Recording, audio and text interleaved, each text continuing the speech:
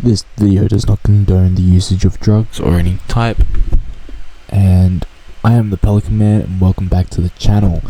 If this is your first video, which I'm assuming it's going to be a lot of your first videos, because I don't have views on my others, this is day 4 of getting better at drawing, and today we are going to talk about LSD.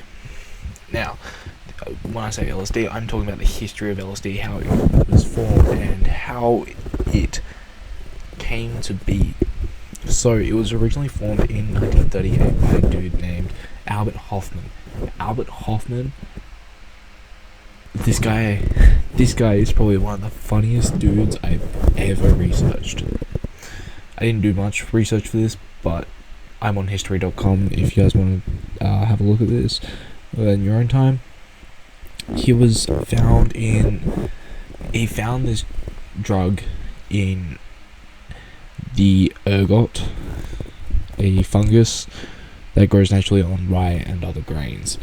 Now, he didn't discover its hallucinogenic effects until 1943 on the 16th of April. Now, he this is kind of funny, but how he found out is he ingested a little bit accidentally, and then he started seeing shapes and colors, and I found that hilarious. Now, 3 days later, on the 19th of April, also known as Bicycle Day by people who commonly take the drug, it was the first day it was intentionally used,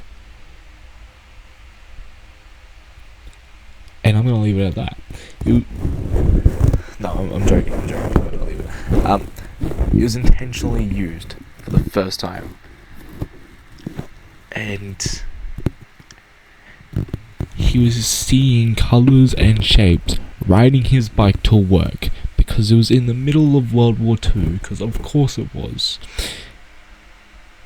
And the restrictions of the order mill were off limits. That's what it says. So you're taking a trip on LSD, riding your bike through Europe.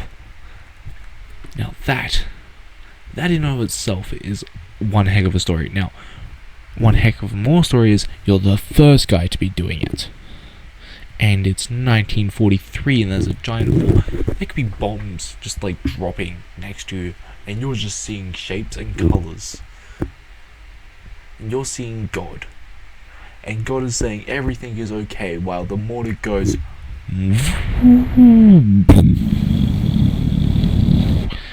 and brick and mortar hit you in the face, and you're like, yeah. Oh, look, it's Pete. What's up, Pete? I find that really funny. Alright. So for those who don't know, LSD was also used in the CIA project known as MK Ultra. The objective of MK Ultra was a mind control program. Now, when I say mind control, the CIA wanted to mind control people using LSD and other hypnosis, like other drugs, from the 50s throughout to the 60s. So, throughout years, MK Ultra experimented. The MK Ultra and the CIA that used it experimented with LSD as well as other substances on both volunteers and unwitting subjects. They believed that LSD could be used as a psychological weapon in the Cold War. Now, I don't know how they were going to use this as a psychological weapon in the Cold War, but I believe I'd much rather be on LSD, not condoning using drugs, by the way. I'm just saying I'd rather be on LSD maybe once or twice than being nuked. So, yeah, don't take that out of context. I feel like someone would, but like, seriously, I'd much rather just not be nuked. Anyway, when this became public knowledge in the 70s, like the MK Ultra became public knowledge in the 70s, people were not happy that people were unwillingly used for research. Okay. So that's a lot to unpack, but I find that, CIA thinks you can control people that use LSD. It's like that is now commonly used as a party drug, or at least it was in the 90s. Alright, so next thing I have is the Ken Kesey and the electric Kool-Aid acid. So LSD was also used as a counterculture thing. And another thing with LSD was that a lot of people, like if you were a medical student, sometimes you'd have to take it and then report your findings on what it did to you during the 50s. But the Ken and Kesey case was after that's at least how I read it.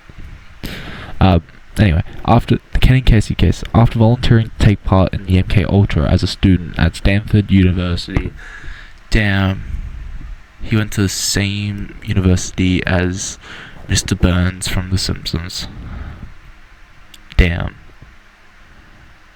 Anyway, Ken Kesey was the author of the novel One Flew Over the Cuckoo's Nest, and went on to promote the use of LSD. Don't use LSD. If you're listening, don't use it. It's a bad thing. This is purely for educational purposes. Okay. Hosted a series of LSD field parties in San Francisco during the early 60s. Damn. Kesey also had a group known as the Merry Pranksters, and together they would perform these parties, also known as acid tests. Acid tests combine drug use with musical performance by bands including the Grateful Dead and psychedelic effects, such as fluorescent paint and black lights. Damn. Black lights at a party of the 60s. You got some colours there. Especially for this counterculture time, there's a lot of colour. A lot of white. The electric Kool-Aid test on the experience of Ken Kesey and Merry Pranksters. Anyway, that's the electric Kool-Aid acid test. The book chronicles the acid test parties and growing with the 60 hippies counterculture movement. Now there's another name here. It's called Timothy Learitt and Richard Albert, both psychology professors at Harvard University. Timothy and Richard administrated LSD and psychedelic mushrooms to Harvard students. Damn! Imagine going to Harvard and you're getting used on psychedelic mushrooms and LSD during the series to perform a series of experiments in the early 60s. Oh, man. This is one interesting drug. At the time, neither of the substances were illegal in the United States. They were only outlawed in 1968. Oh wait, no.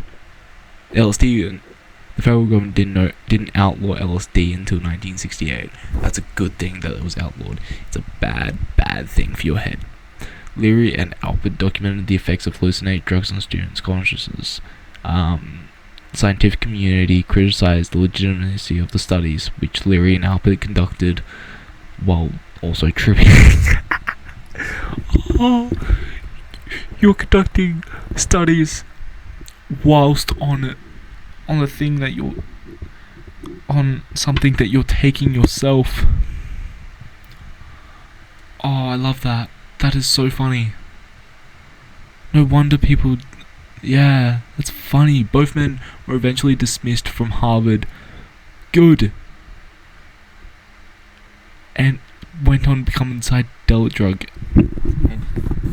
Hippie counterculture. Leary founded a psychedelic religion based on LSD. Of course he did. Oh, and coined the phrase "tune in, turn on, drop out." Of course he did. Of course there was a religion based on LSD. Albert wrote a popular spiritual book called "Be Here Now" under the pseudonym Baba Ram Das. Oh man, that's funny. Alright, so here we got some more. So hallucinogens can be found in the extracts of some kind of plants or mushrooms, or they can be man-made like LSD. The ergot fungus, which was Hoffman synthesized LSD in 1938, as I said like at the start of this video. Peyote, a cactus native of two parts of Mexico, this contains a psychoactive chemical called mescaline. Okay, so this is like different. Alright, so LSD, man. So it took part as the movement of counterculture alongside like other drugs like weed. It also had its own religion based around it, because of course it did. No wonder it's so famous. It's the guy that originally made it was the first guy to trip on it during World War II. Damn. Like, the CIA used it to try and mind control people. Damn. I don't know. If you guys haven't, I suggest going to watch the series Agent Elvis on YouTube. Not YouTube, on Netflix. If it's still up there, it should be. It's a good series. It kind of delves into this kind of subject. Anyway, if you enjoyed this has been the Pelican Man. Like and subscribe, and I'll catch you next time.